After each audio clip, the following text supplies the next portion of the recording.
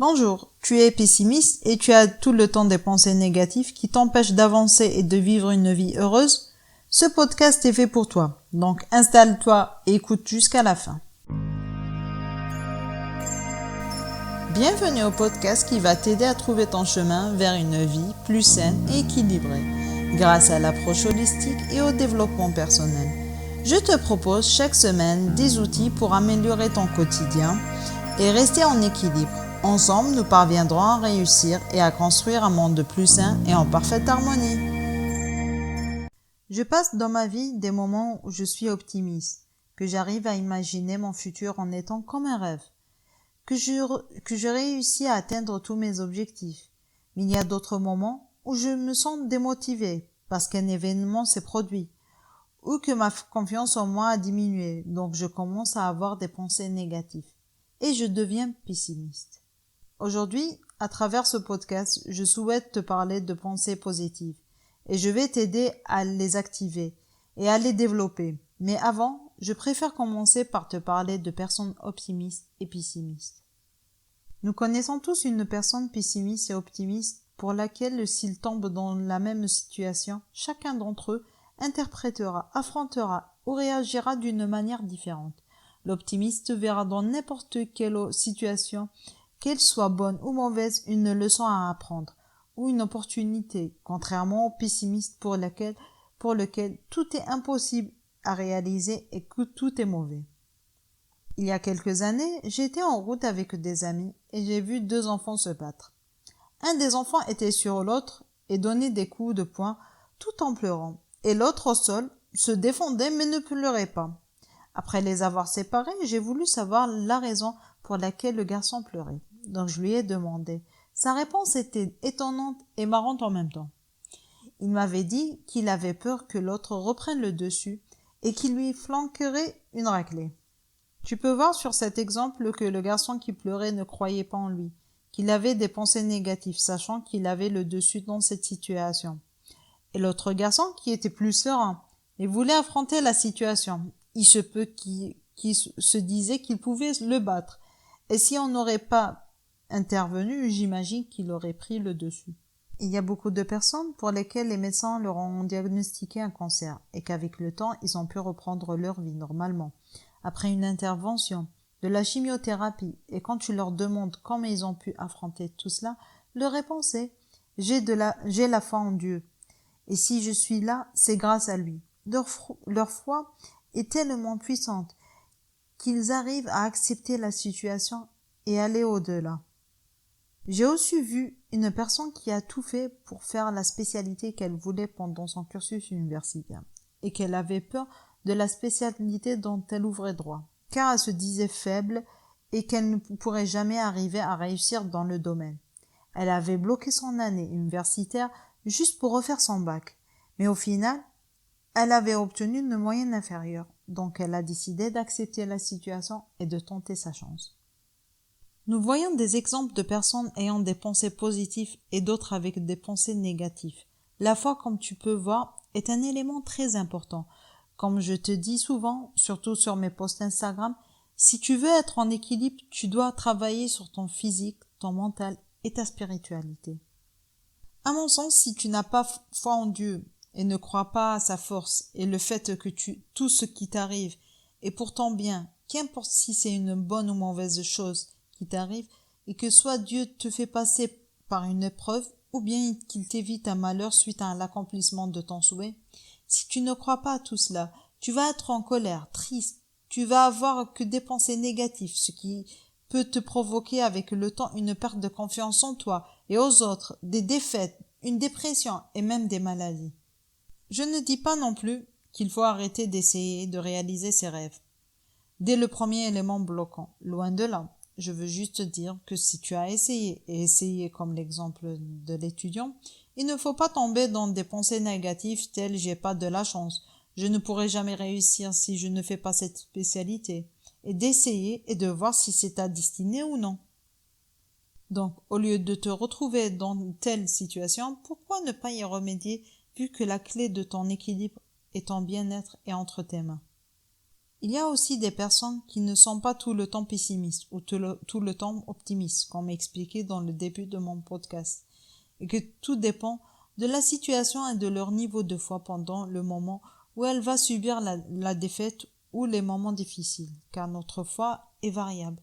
Il y a des jours où nous sommes à un niveau élevé, mais à d'autres jours où notre foi est réduite, donc on est plus vulnérable et fragile. Je te propose 8 activités qui peuvent t'aider à activer les pensées positives. Ces activités sont à pratiquer régulièrement et introduire quelques-unes dans ta routine quotidienne. La première est aider les autres, qu'importe comment, à travers des associations ou en discutant avec des personnes. Et qu'importe qui, soit ta famille, tes amis, tes collègues ou des inconnus. Le fait de voir des situations différentes des tiennes et que tu vois comment vivent les autres et les difficultés qu'ils ont, tu pourras développer ta gratitude pour ce que tu as déjà et tu vas limiter les pensées négatives car tu sauras que d'autres personnes sont dans des situations plus complexes ou similaires à la tienne.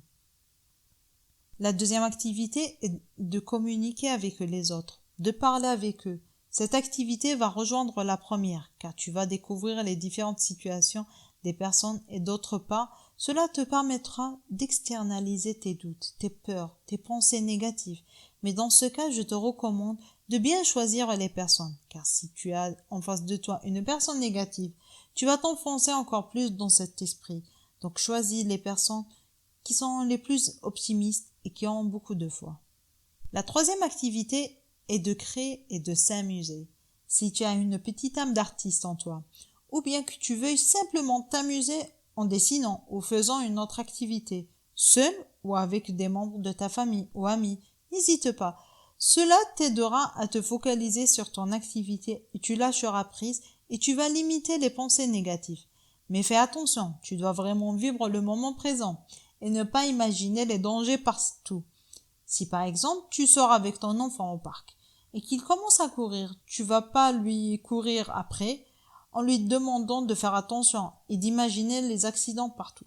Au lieu de ça, choisis un lieu que tu considères être le bon et amuse-toi avec ton enfant et redeviens l'enfant d'avant l'âge adulte. L'apprentissage est la quatrième activité. Grâce à l'apprentissage, qu'importe le domaine et la méthode que tu choisis, par exemple une formation ou en bouquinant, ou encore en regardant des reportages ou des vidéos de cuisine. L'apprentissage va te permettre de te focaliser sur ce que tu es en train d'apprendre, d'une part, et d'autre part, cela te permettra d'acquérir la confiance.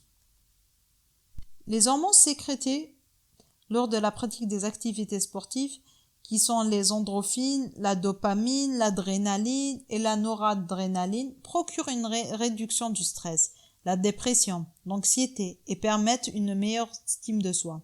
Donc même si tu n'aimes pas du tout le sport, je te propose d'au moins pratiquer quotidiennement la marche rapide. La septième activité est de prendre en considération tes réactions émotionnelles. Si tu te sens en colère, stressé, angoissé, prends un moment et demande-toi pourquoi tu es ainsi. Car il nous arrive de savoir pourquoi nous sommes en colère. Par exemple, si tu t'es disputé avec un collègue, mais il arrive que tu te sentes bizarre sans savoir pourquoi. Là, ta conscience peut te jouer des tours. Et au lieu de trouver des solutions, tu vas passer ta journée à avoir des pensées négatives. Et pour finir, tu as l'engagement dans tes actions. Qu'importe ce que tu fais, un travail que tu dois remettre au travail, un projet que tu souhaites lancer, méditer ou simplement prendre un café, tu dois être conscient des actions que tu es en train de faire et de ne pas penser aux autres choses, à ce qui peut arriver dans le futur par exemple. Imagine que tu veux te lancer dans la vente de produits naturels comme des huiles essentielles. Et tu commences à penser, il y a tellement de personnes dans cette activité, ou bien je sais que je vais pas être à la hauteur. Tu ne pourras jamais réaliser cet objectif. Et n'oublie pas que personne, à part Dieu, sait ce qui va t'arriver et au lieu de ne rien faire et attendre et imaginer le futur, essaye et passe à l'action. Et si ta destinée n'est pas de réaliser ce projet, Dieu t'enverra des signes ou fera tout pour que tu n'aboutisses pas. Passons maintenant à l'exercice du jour. qui est totalement différente des 8 activités que je viens de te proposer. Je vais commencer par l'exercice écrit que tu peux réaliser. Pour moi, l'écriture peut t'aider à mieux voir la réalité et à pouvoir améliorer tes pensées négatives, car tu pourras lire et relire en cas où tu te sentiras faible. Je te propose de noter dans ton bloc-notes tous tes points forts et tes succès à chaque fois que tu réussisses un challenge. Tu le notes avec la date, qu'importe le poids de ce challenge. Tu peux même noter « Le 10 novembre 2020, j'ai décidé de me reprendre en main et d'avoir des pensées positives. Ainsi, tu sauras que tu n'es pas aussi nul que tu le penses et que tu arrives à atteindre tes objectifs et que tu n'as pas seulement des faiblesses. » Je te recommande aussi d'écrire des affirmations positives et ta gratitude chaque soir ou le matin en te réveillant, ou bien à chaque fois que l'envie te vienne, comme par exemple « Je suis contente de ma vie et je savoure chaque instant ». À force de noter des affirmations positives, ta conscience va développer des pensées positives et limiter les pensées négatives. Et lorsque tu seras dans des moments où tu te sentiras pessimiste, tu pourras relire tes affirmations positives. Si tu as du mal à noter tes propres affirmations positives et gratitude, je te propose de t'inspirer des affirmations que tu peux trouver sur Internet. Et pour ce qui est de la gratitude, je te propose d'écouter le podcast que j'ai déjà fait sur la gratitude. Aussi, tu peux reprendre tes échecs et noter devant chaque défaite les opportunités ou les connaissances ou bien les bonnes choses qui te soient arrivées parce que tu n'as pas pu atteindre tel ou tel objectif. Par exemple, à la fin de mes études, j'ai voulu m'inscrire en doctorat pour finir dans la recherche. Mais après plusieurs essais, le destin a fait que je n'ai pas pu faire mon doctorat. Donc, dans ce cas, je vais noter ma rencontre avec mon mari, d'avoir fondé une famille, d'avoir eu la chance de voyager et de découvrir une autre passion. Passons maintenant à l'exercice non écrit. Tu dois déjà être conscient lorsque tu as des pensées négatives, car il arrive qu'on s'oublie et que tellement on a pris l'habitude de vivre ainsi que ça devient une pratique normale. Et lorsque tu deviens conscient de tout cela, tu peux pratiquer les dialogues internes positifs. Donc, quand tu auras des pensées négatives, parce qu'une personne t'a rabaissé au travail, ou bien simplement que tu ne te fais pas assez confiance, donc au lieu de te dire « je ne pourrai jamais finir à temps le projet », tu te diras « je vais tout faire pour finir le projet ». Aussi, je te propose d'utiliser le terme « pas encore » lorsque tu es dans le dialogue interne, ou bien avec d'autres personnes. Par exemple, si tu ne sais pas cuisiner et que tu es en train de parler avec une amie, tu ne lui diras pas « je ne sais pas cuisiner », mais plutôt « je ne sais pas encore cuisiner ». C'est en pratiquant régulièrement ces exercices que tu pourras changer tes pensées négatives en pensées positives. Et c'est tout à fait normal d'être faible de temps en temps, de te retrouver en mode pessimiste. Mais il ne faut pas te laisser aller, sinon tu vas prendre l'habitude. Sur ce, je te laisse faire tes exercices. Si tu as des questions ou tu veux simplement m'écrire, n'hésite surtout pas. Prends soin de toi et je te dis à la semaine prochaine pour un nouveau podcast. Merci de m'avoir écouté jusqu'au bout. J'espère que tu as apprécié ce podcast. N'oublie pas de partager avec les personnes qui en auront besoin. N'hésite pas à t'abonner sur ma chaîne YouTube et à mes autres comptes où je partage d'autres informations qui peuvent t'aider.